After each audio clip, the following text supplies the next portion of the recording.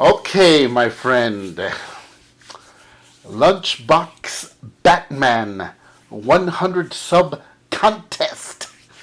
Lunchbox Batman. Man, that is a great name. Oh, I want to be called Lunchbox Hellboy.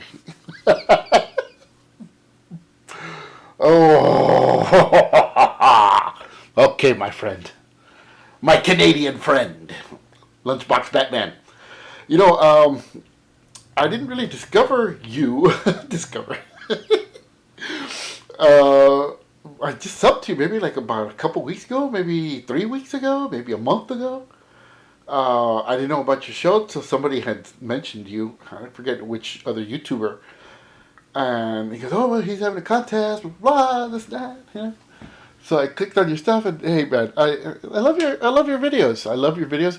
I love I love the way you present your books, you describe your books, and you tell us the synopsis and the stories and your recommendations. Awesome job, my friend. Fantastic. Uh, you know, I love Canada. I'm from Texas. Completely the opposite. My brother was in Canada last year sometime. He went on a trip with his now ex-girlfriend, I guess. And he brought us back maple syrup,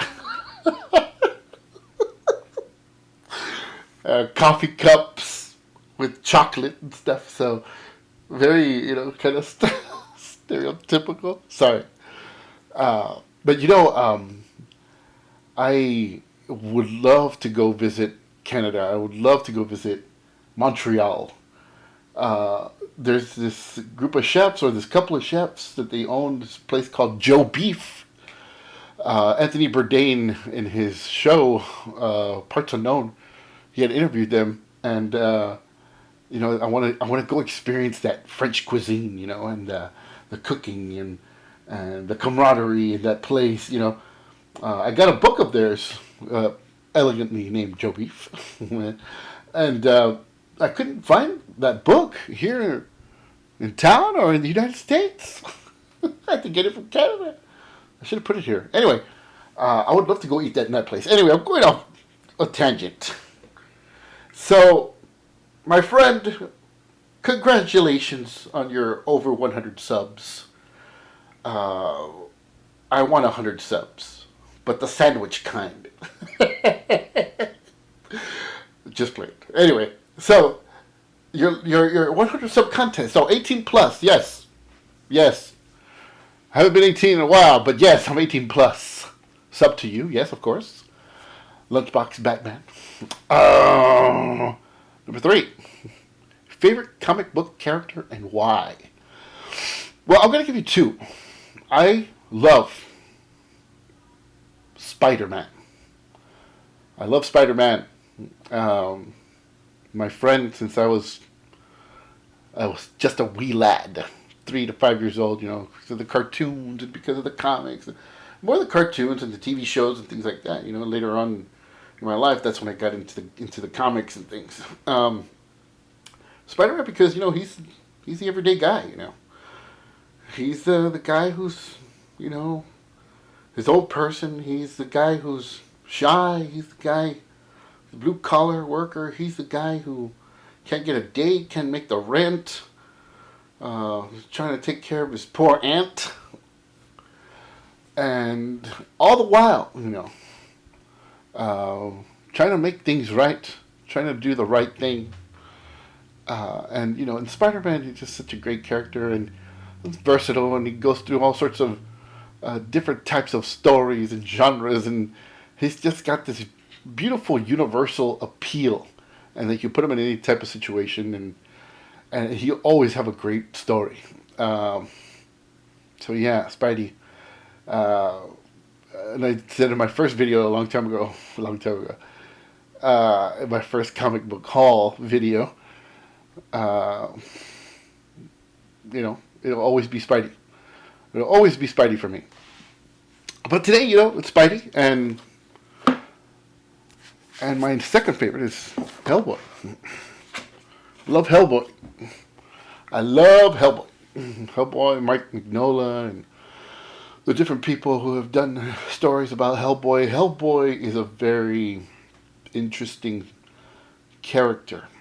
And I had known about him in the 90s and stuff, but I had always thought, who's that guy with the goggles? I really didn't get into him until maybe like in 2000 or 2001 when I found out that there was going to be a movie about him. And then I started researching and started buying the books about his story, and the story is a very incredibly unique and beautiful one because it's the ultimate story about it doesn't matter where you come from. What matters is what you do in your life, the choices that you make, and the life that you lead and live. And the whole dynamic between the good and evil, but he doesn't care about that. He's just, I know what's good, I know what's right, and there's a monster, and I'm going to kick its ass. And I remember I seen different interviews with Guillermo del Toro about him, approaching the character, and he said, hey, Hellboy is the John McClane of the comic book world. And John McClane, of course, from the Die Hard movies, the trilogy, not the other ones, the original trilogy, John McClane. I love that character. Love John McClane. And when he said that, I was sold. So I started getting the graphic novels, started getting the trades, and trying to get out the back issues and stuff, And, Mike Mignola is just a genius, in his storytelling and his drawing. And you can see the evolution of the character, of the way it looks, where he kind of starts off kind of like your basic, superhero type anatomy. And as time progresses, you can see that it becomes a little bit more simple, but yet a little bit more, gets more with the blacks and the reds and a little bit more detailed, but a little bit more almost poetic, He plays a lot with, blacks and reds and positive and negative space, and man, the guy's a genius, And then, he started having other people draw and write the stories of Hellboy. But but the reason I have these two, Spidey and Hellboy, Spidey I identify a lot with when I was a kid and through high school. And Hellboy, I identified with him when I was a young adult in the 20s and 30s. Because Hellboy is the dichotomy and the dynamic of Hellboy is about opposites, and that this person and this thing that's supposed to be a monster of the apocalypse, chooses to be good because he was raised to be good.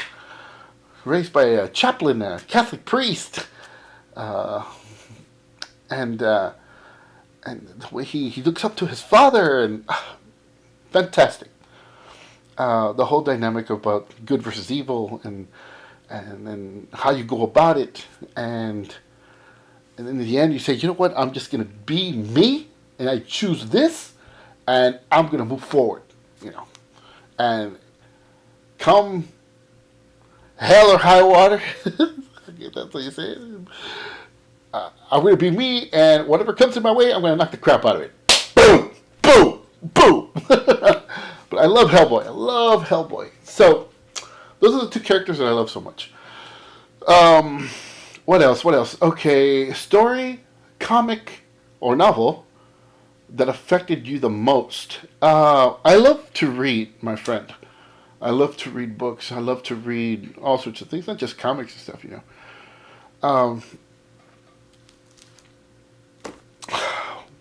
My favorite book in the whole wide world is Mary Shelley's Frankenstein.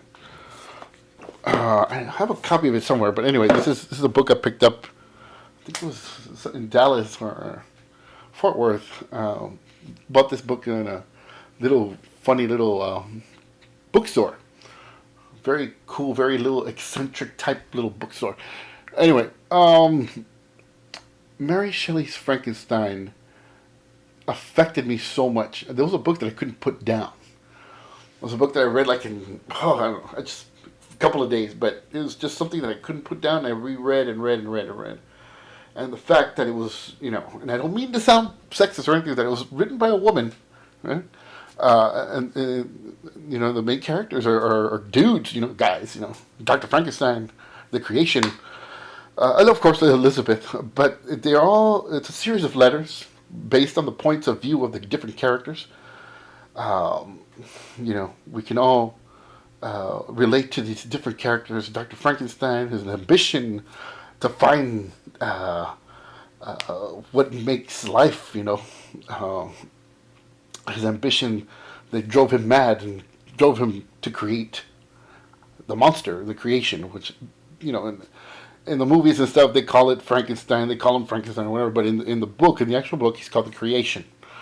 And the creation, didn't ask to be created, didn't ask to exist or anything like that. But when things went awry and Dr. Frankenstein abandons this person who's a person, the creation gets angry because his God abandons him. His God lets him down. His God, his father, is no longer there. So he takes it upon himself, to kill his God, to kill his father. And the creation goes through all these adventures and goes through all these things, and mostly, he was created just to know what heartbreak is. What heartbreak is in every iteration of what it is between a man and a woman, and a person, friend, father, son, to lash out, to get revenge. But anyway, I'm getting a little bit too passionate. But that's the story of Frankenstein, the story of the creation.